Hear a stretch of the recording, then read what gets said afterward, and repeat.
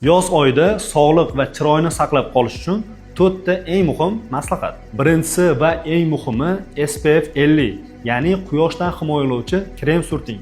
Chunki quyoshning ultrabinafsha nurlari terini erta qarishiga, terida dog'lar paydo bo'lishiga, hattoki teri saratoniga olib keladi. Ikkinchisi, suvni chanqaganda emas, reja bo'yicha ichish kerak. Yoz oyida suvsizlanish natijasida organizmda qon quyuqlashishi, bosh og'rig'i, holsizlik, hattoki terini xiralashish kuzatiladi. Uchinchisi, har bir taomlanish vaqtida oqsilli ovqatlanishga harakat qiling. Chunki yoz oylarida ko'pchilik shirinlik hamda mevalar iste'molini ko'paytiradi. Bu esa uglevod, to'g'ri, organizm uchun foydali, lekin muskul massani yo'qotishga sababchi bo'ladi va soch to'kilishi, holsizlik, tez och qolish kuzatiladi. To'rtinchisi, eng muhimi sanaladi, bu 23:00, ya'ni 11 gacha bo'lgan vaqtda uxlash. Chunki bu vaqtda melatonin hamda somattrop gormon ishlab chiqarilishi kuchayadi.